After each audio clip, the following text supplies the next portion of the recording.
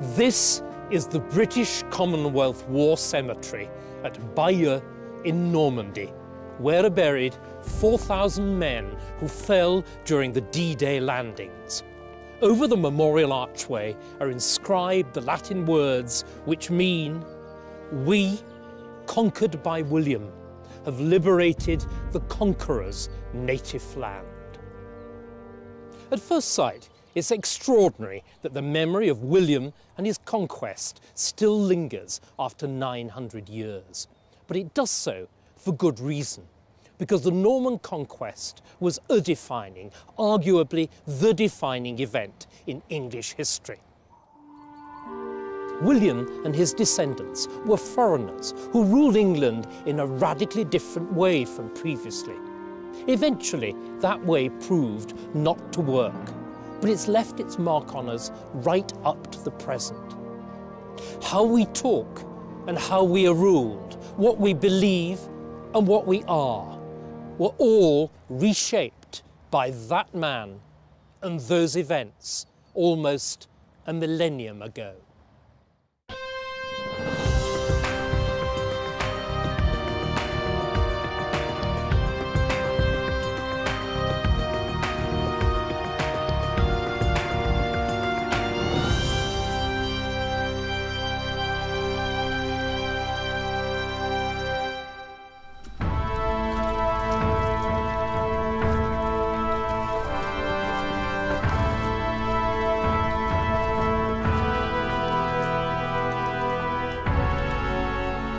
Early winter of 1066, William, Duke of Normandy, rode with his army in triumph to London.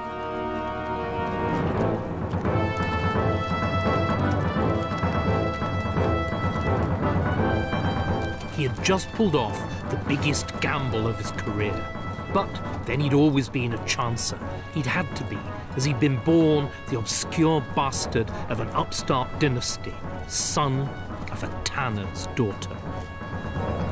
But his boldness and superlative generalship had won him a dukedom and now a kingdom.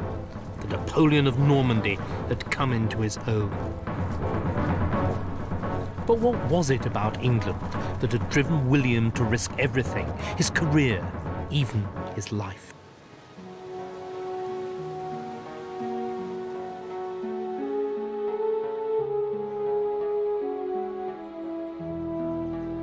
The Normans held the English throne in awe because of its age. Norman power was barely 100 years old, but in England there was a continuous line of descent stretching back over 300 years to Alfred and beyond. For William and his house had ideas above their station, as this vast and pompous abbey at Jumièges suggests. Like rulers throughout Western Europe, the Normans had enlisted the powers of the Church to bolster their own. This alone made the great Christianized monarchy of Anglo-Saxon England attractive. William also looked with envy across the Channel to the richest, the most stable, and the best administered country in Europe. When, therefore, in 1051, the childless Edward the Confessor promised to make William his heir in England, it offered the Norman Duke the prospect of a quantum leap in power. As a cousin of Edward's, William had a genuine family claim to the Anglo-Saxon succession. But then, in 1066, the dying King Edward apparently changed his mind and offered the crown to Harold, who, although the senior Anglo-Saxon earl, had no direct blood ties to the throne. William found the idea intolerable and illegal. There was only one thing to do. He would invade England and seize the throne by force.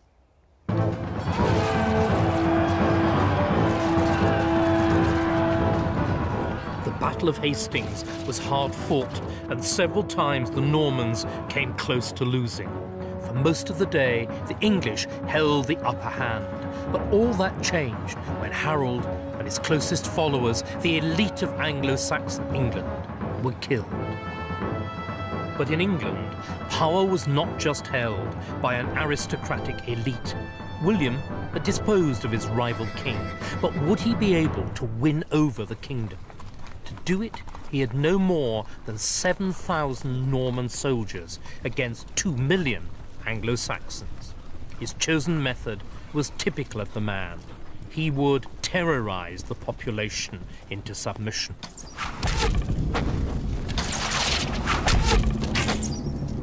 William advanced towards London, taking a circular route to the south and west of the city. His men burnt, destroyed, and slaughtered everything and everyone in their path. The Norman army sliced through southern England and left a devastated ring of fire in its wake. William's message to the English could hardly have been clearer. Submit or die.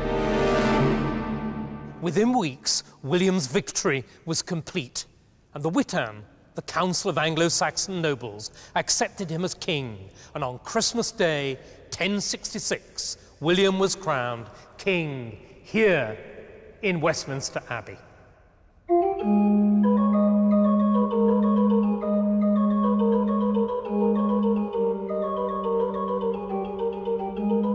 William's choice of Westminster and the rituals used in the coronation service were highly significant. William was determined to demonstrate both the legality of his kingship and that he was the true heir of the Anglo-Saxon royal line. So his coronation took place here in the church which had been rebuilt by Edward the Confessor, the Anglo-Saxon royal saint.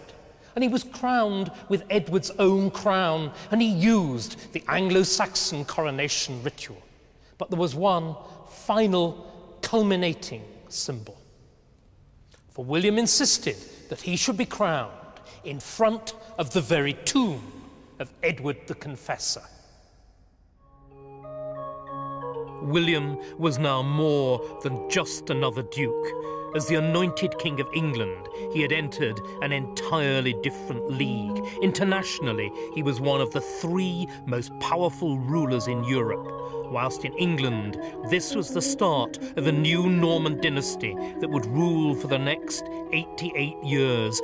3 more Norman kings would be crowned, and each, like William, would lay claim to the Anglo-Saxon inheritance. But could William build on the achievements of his Anglo-Saxon predecessors to make the English monarchy once more the most effective in the Christian world? The signs are that William began by making a serious attempt at winning over the surviving Anglo-Saxon earls. They were not killed or mutilated in the wake of the Battle of Hastings, as had regularly happened during the Anglo-Saxons' own succession struggles. Instead, providing they were prepared to submit and to swear allegiance, William was happy to pardon them and to make use of them. But once the initial shock of Hastings was over, most of the Saxon earls weren't interested in collaborating.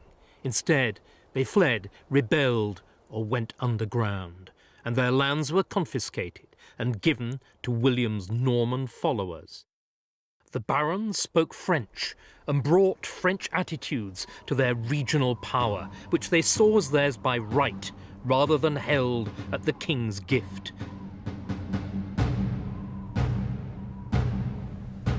They also had new French ways of controlling the English population. The castle.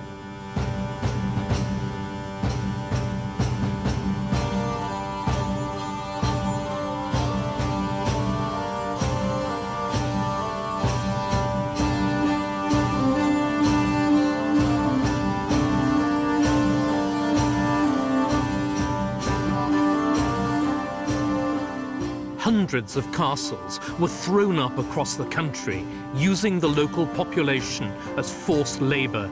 The English had seen nothing like them.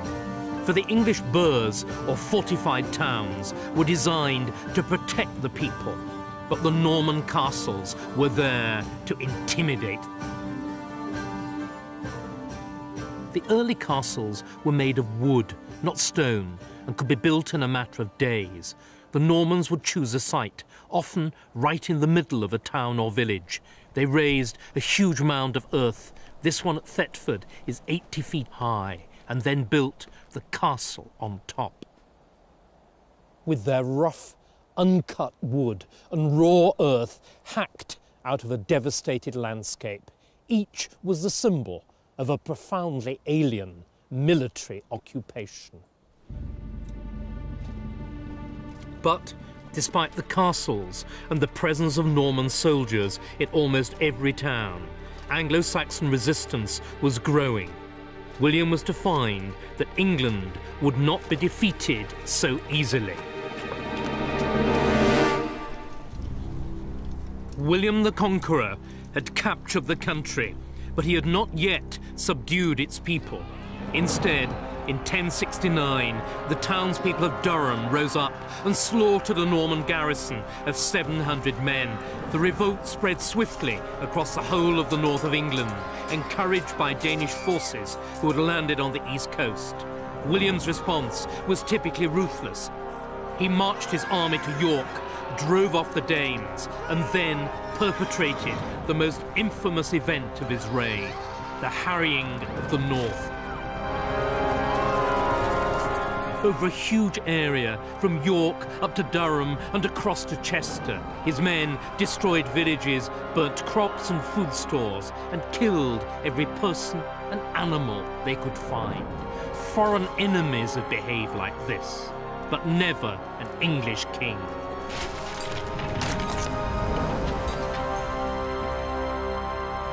The scale and savagery of the harrying of the north shocked an often unshockable age, and contemporary estimates of the number of victims, those who were murdered, starved, or subsequently died of the plague, total 100,000.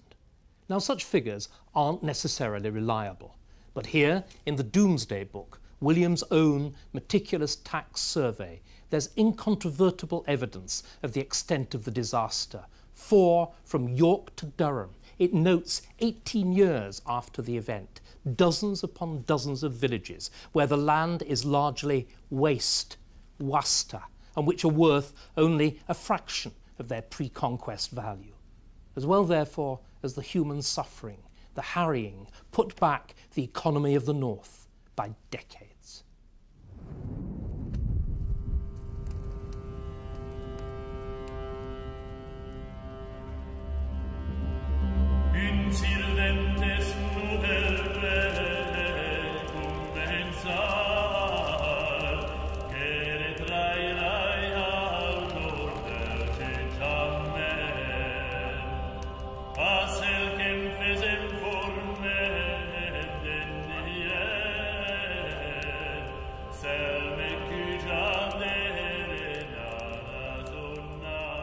The commentators of the time were appalled. Even the 11th century chronicler, Orderic Vitalis, an Anglo-Norman and usually a partisan of the king, wrote, "Never did William commit so much cruelty. To his lasting disgrace he yielded to his worst impulse and set no bounds to his fury, condemning the innocent and the guilty to a common fate. I assert that such barbarous homicide should not pass unpunished."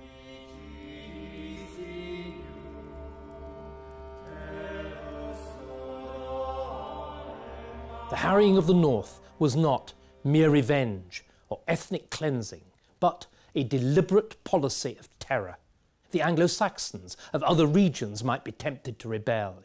They would share the same terrible fate as the north. But despite the threat, there were still some Anglo-Saxons who would not submit to the Norman yoke. Resistance was not yet over. And from this struggle came leaders whose exploits are still remembered today. Hereward the Wake, lionised by the Victorians as an Anglo-Saxon hero, was an English landowner who ran a guerrilla campaign against the Normans in the fenlands of East Anglia. It took William 2 years to put down this rebellion, and he never caught Hereward. Thus a legend was born.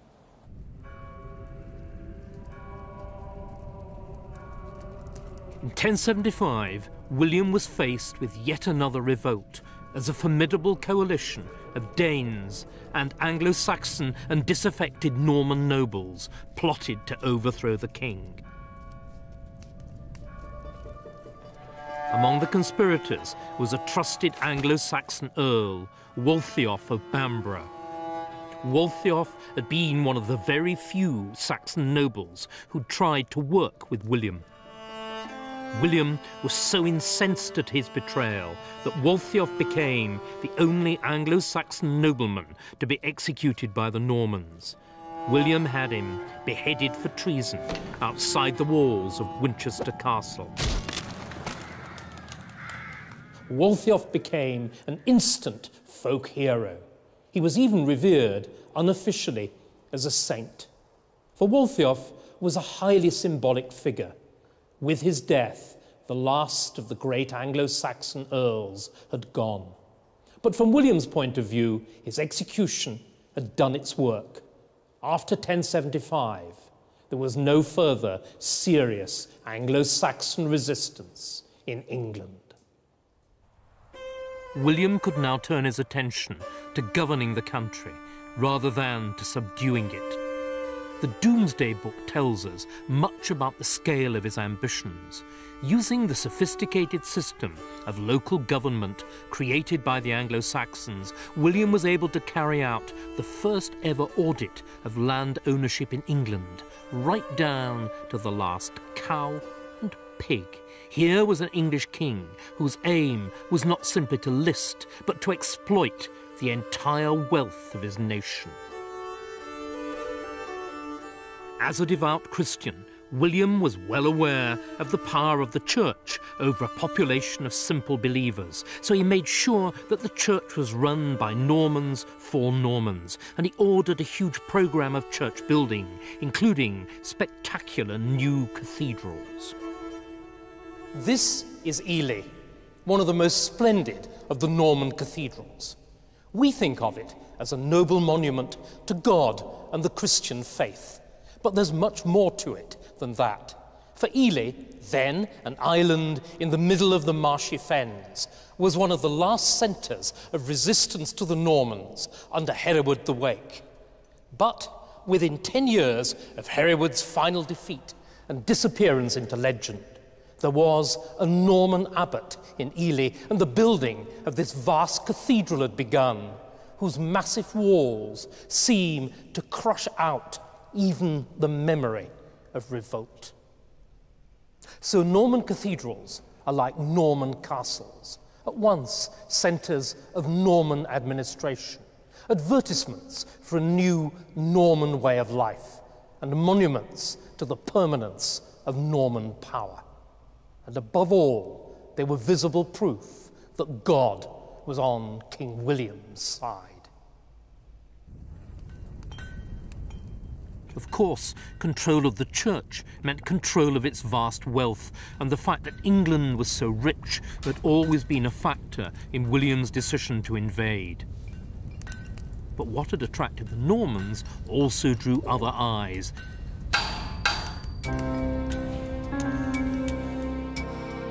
In 1085, William learned that the Danes and their allies were once again scheming invasion. So, next year, he brought over a great force of French mercenaries.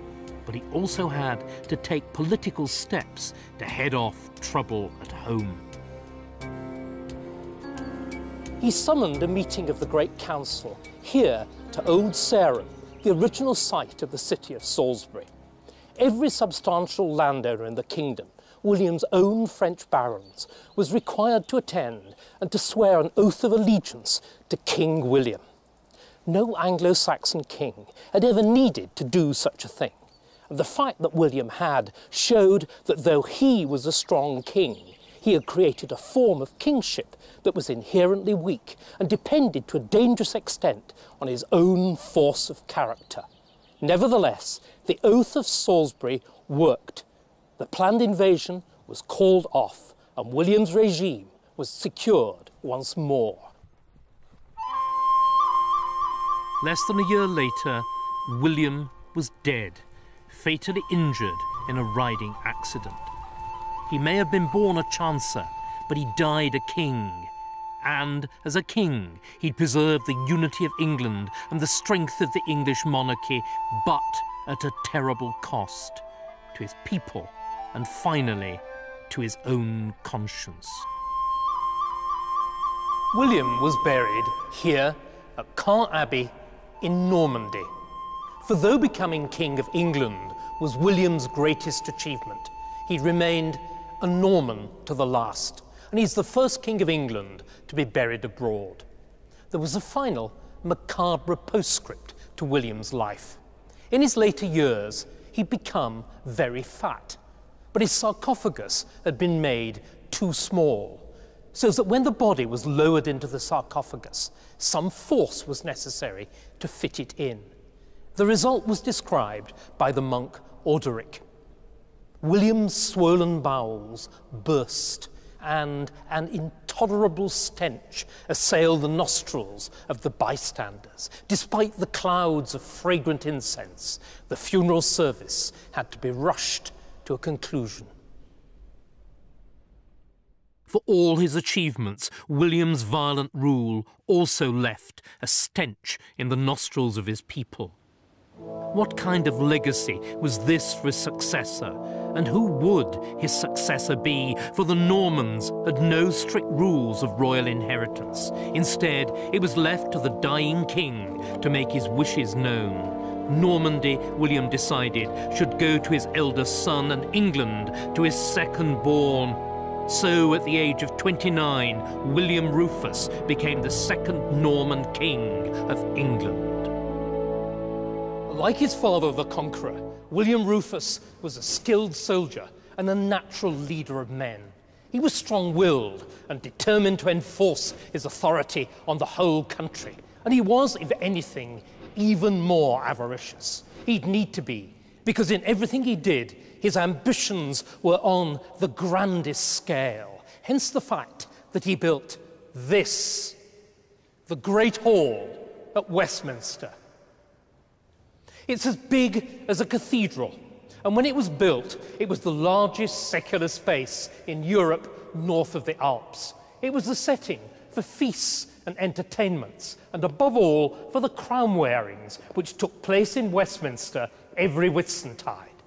The king sat here, in the middle of the dais, crowned, robed, and enthroned, whilst the choir sang his praises in Latin, hailing him like a Roman emperor and wishing him vita et victoria, long life and victory.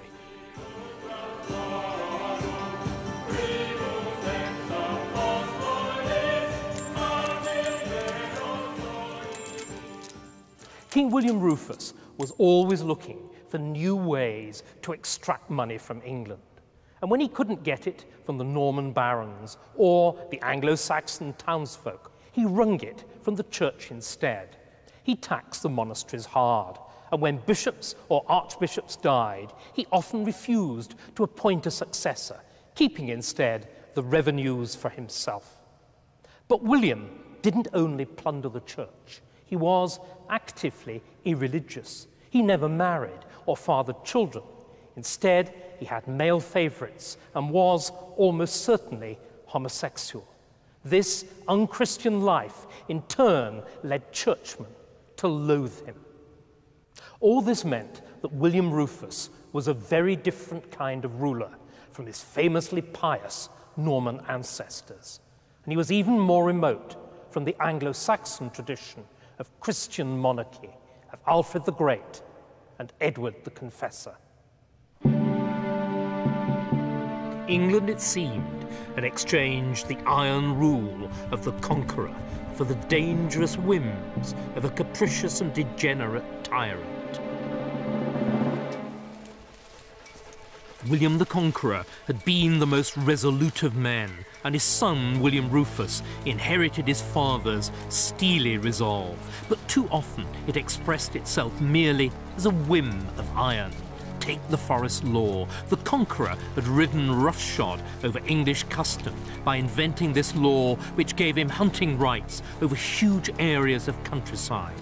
William Rufus took over this arbitrary law and made it even harsher. This is the New Forest, or rather, it's a tiny portion of the vast forest that once covered most of the county of Hampshire. To make it, William the Conqueror expelled over 500 families and seized 90,000 acres, and William Rufus added 20,000 more. And the New Forest was only one of many.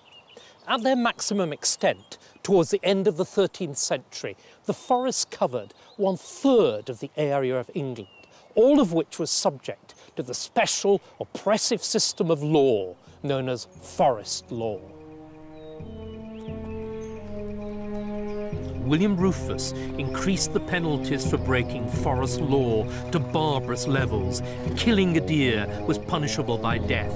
If you were caught shooting at one, your hands were cut off, and the punishment for simply disturbing a deer was blinding. The laws were hated, partly because they were savage and punished poaching with mutilation, but above all because they were perceived as arbitrary and as being the product merely of the king's will and only serving his pleasure. In other words, they were un-English, and they were the most vivid reminder of the fact that England was a conquered country with an alien ruler with alien values. If the Normans were serious about trying to win English hearts and minds, as they sometimes claimed to be, then the forest laws were the wrong way to go about it.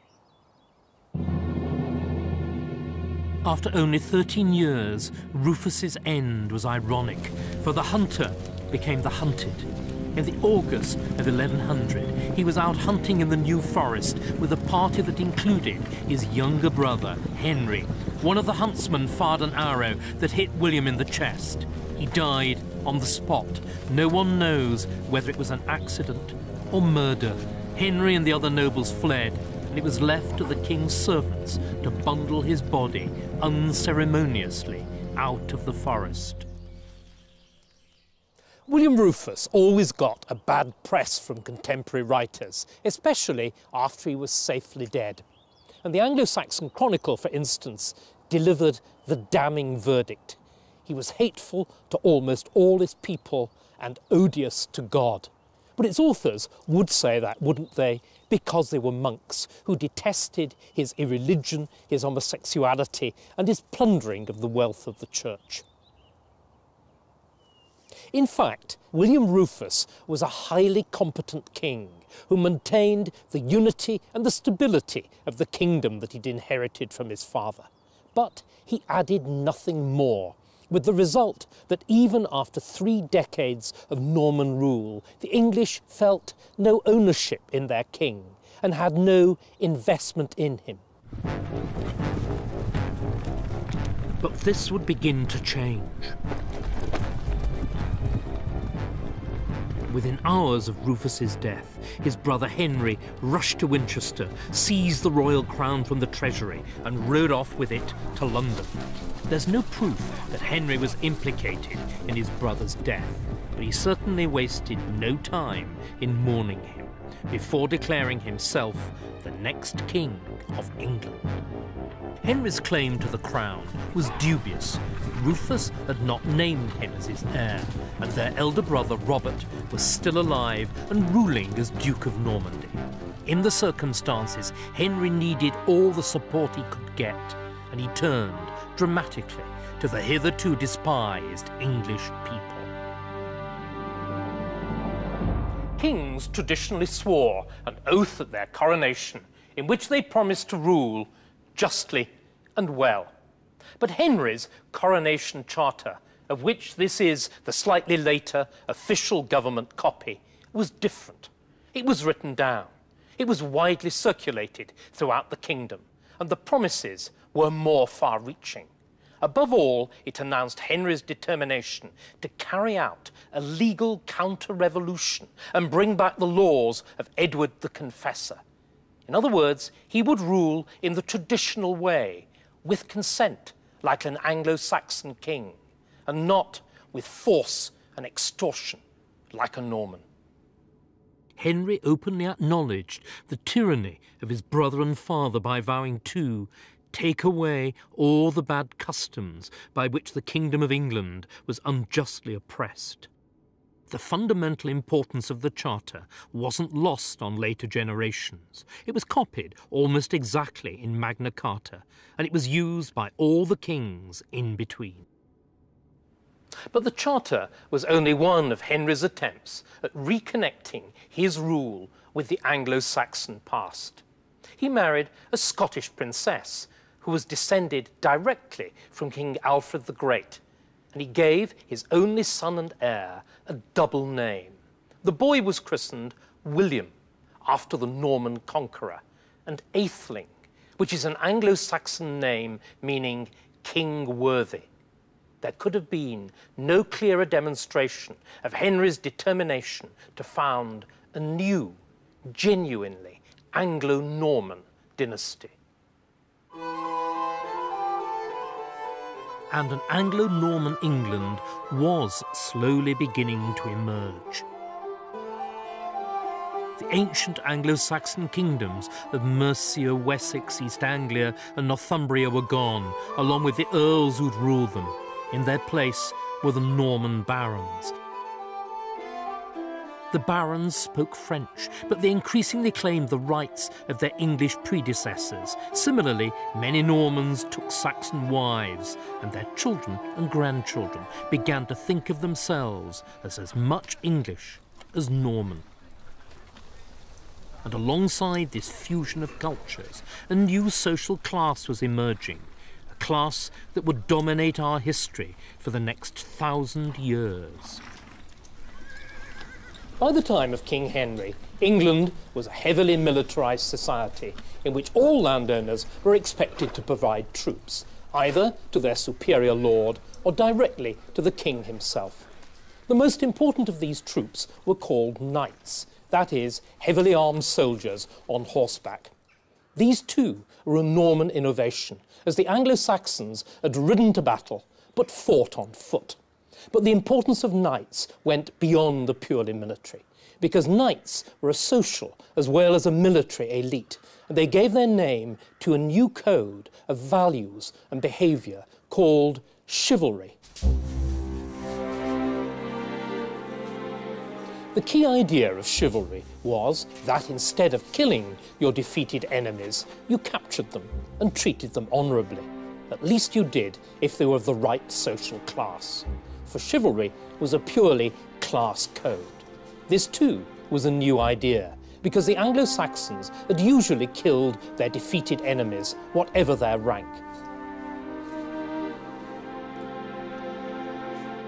Chivalry was the apex of this new Anglo-Norman culture.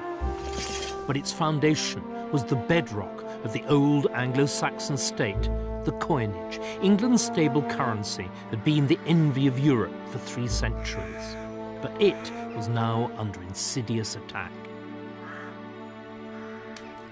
In 1124, Henry's soldiers began complaining that their wages were being paid in coins which were less silver than cheap tin. The result was what we're all familiar with, galloping inflation. As the Anglo-Saxon Chronicle recorded, the man who had got £1 could not get the value of a penny for it in the market.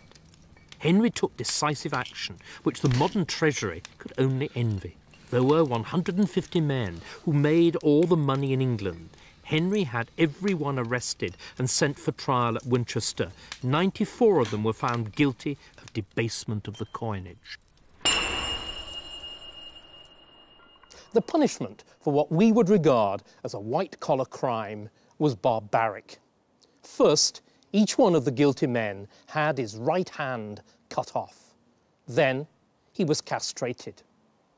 The vast majority of the moneyers weren't Norman. Instead, they were Englishmen of high rank. Even so, there was no popular protest. Here at last was something which united everybody, from the Norman king To the lowliest Anglo-Saxon peasant, everybody was agreed that the value of the coinage, that great achievement of Anglo-Saxon England, must be protected at any cost. But the king was about to lose something more precious even than his coinage.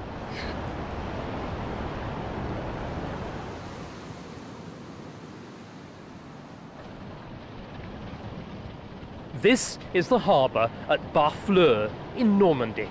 Here, William the Conqueror's own ships were built, and here, on the 25th of November 1120, King Henry and his court were about to embark to return to England after one of the king's many visits to Normandy. Then as now, members of the royal family travelled separately, and Henry's son and heir, William Atheling, together with his suite of over 300, including many of the cream of the young Norman nobility, were to sail in the White Ship. There was a party atmosphere. William had bought several casks of wine, and everybody, including members of the crew, had drunk heavily. They set sail in the evening, but within half an hour, disaster struck when the drunken pilot steered the ship onto a well-known hazard, a jagged rock that lay just beneath the surface at high tide. A great gash was torn in the side of the ship, and it sank within minutes. William's bodyguard managed to get his young master onto the only boat and began to row him to safety. But the young prince insisted on going back to try to rescue his sister. The little boat was overwhelmed as men desperately scrambled to get on board, and William and everybody else, bar a single survivor, was drowned. It was, as they say, a moment that changed history. For weeks afterwards, bodies were washed up along the Normandy shore, though the majority, including William Atheling's, were never found. Henry was devastated, and it was said he never smiled again. This was a personal tragedy that would in time tear the Norman dynasty apart.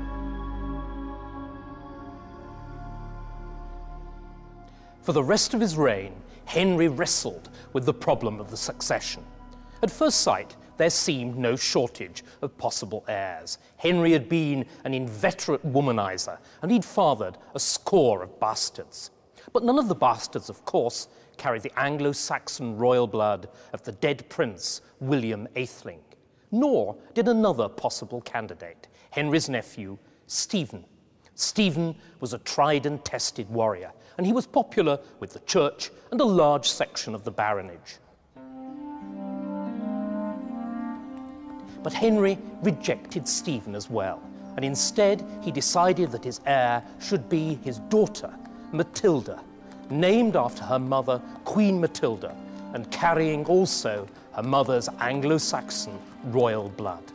In 1127, Henry summoned a meeting of the baronage, including Stephen, and required them all to swear an oath of allegiance to Matilda and to recognise her as the future monarch of England.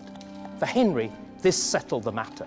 For everybody else, it raised the fundamental question of female succession and whether or not a woman should or could rule in a warrior age. If any woman could pull off that challenge, it was Matilda. She was an indomitable character, a woman who rode astride like a man and who led her army into battle. She also had powerful allies, as her husband was the Count of Anjou. But the Angevins were the traditional rivals of the Normans. So, if Matilda became queen, the English crown would pass, many Anglo-Norman barons feared, out of Norman control and into the hands of their arch-enemies, and that they were determined to stop. Matters came to a head in the autumn of 1135. Henry was on a visit to Normandy here when he suddenly fell ill. Within a week, he was dead.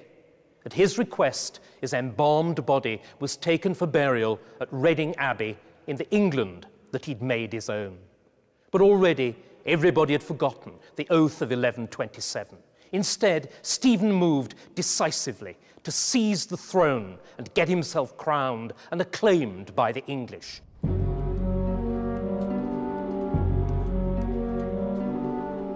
Stephen was popular at first, although he lacked the ruthless touch of his predecessors. But within a year or two, he had lost control over the barons. They began ignoring his commands, and some of them tried to carve out petty kingdoms for themselves, just like their cousins in Normandy. If they succeeded, it would be the death of England. The Anglo-Saxon Chronicle described the situation. In the days of this king, there was nothing but strife, evil, and robbery, for quickly the great men who were traitors rose against him. When the traitors saw that Stephen was a good-humoured, kindly, and easygoing man who inflicted no punishment, then they committed all manner of horrible crimes. It's a sign of Stephen's lack of control over the barons that some of them start to mint their own coins in the centres of their regional power, just as in Normandy. This, for instance, is a penny minted by Henry, Earl of Northumberland, at York, and this is another minted by Robert of Gloucester at Bristol. It's the first, and indeed the last time, apart from the Civil War of the 17th century, that an English king loses control of the coinage. But meanwhile, in Normandy, a more direct threat to Stephen's authority was brewing. Matilda maintained her claim to the throne, and she was gathering allies. And on the 30th of September, 1139, she landed on the Sussex coast with a large army, supported by Robert of Gloucester and demanding to be recognised as Queen. Norman England's first civil war was about to begin. In petty skirmishes and long sieges, the armies of Stephen and Matilda fought it out across the length and breadth of England.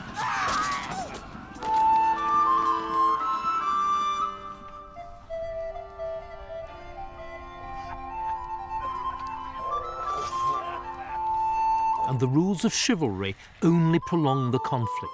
When Stephen captured Matilda, he dutifully released her, even granting her safe conduct. Matilda then took control of most of the west of England, with Stephen holding the eastern part of the country.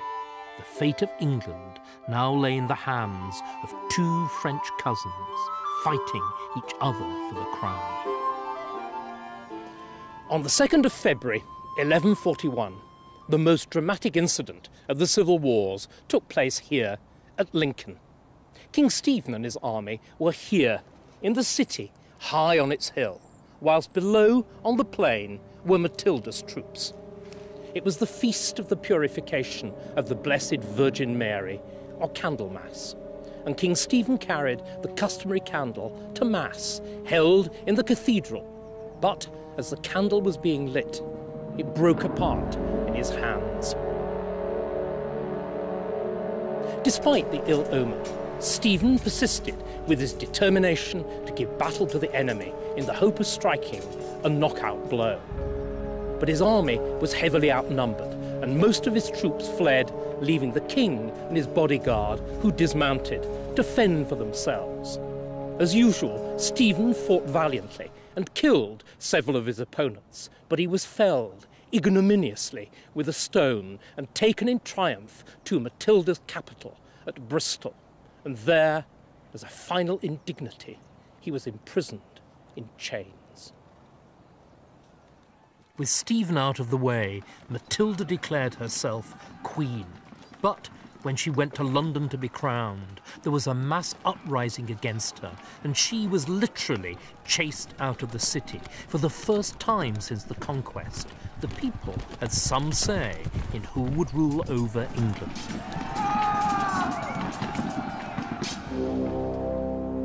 The tide was turning against Matilda. She was forced to release Stephen when her greatest ally, Robert of Gloucester, was himself captured. Stephen was back on the throne.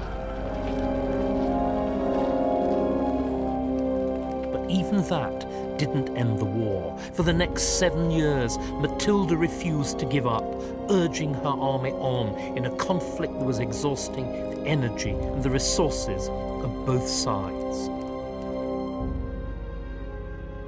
Finally, in 1148, Matilda accepted that she would never be queen and returned to France.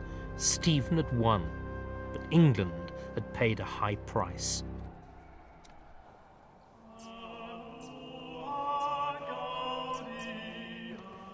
Stephen, the last of the Norman kings, died 6 years later in 1154, having settled with Matilda's son Henry that Henry would inherit the throne. So the English crown went to Matilda's heirs after all, beginning a new dynasty that was to rule in England for more than 300 years. This is Faversham in Kent, and I'm walking across what was once the site of Faversham Abbey. Here's Stephen's wife, Queen Matilda, his eldest son, Count Eustace, and the king himself were buried in the magnificent Abbey church which Stephen had constructed. But 400 years later, Faversham, like the rest of the abbeys, was dissolved, and the abbey was demolished, and scarcely a trace of it remains.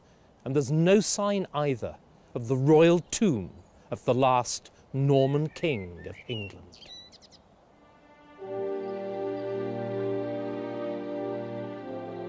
The key to English politics has been a combination of strong government with government by consent. The latter was the great achievement of Anglo-Saxon England, which the Normans were wise enough to keep. But the Norman kings themselves, with their castles, their knights, their administrative flair, and above all, their indomitable wills, made the monarchy infinitely stronger. Their cathedrals and abbeys made England more beautiful, and their language, their courtesy, and their chivalry made it more civilized.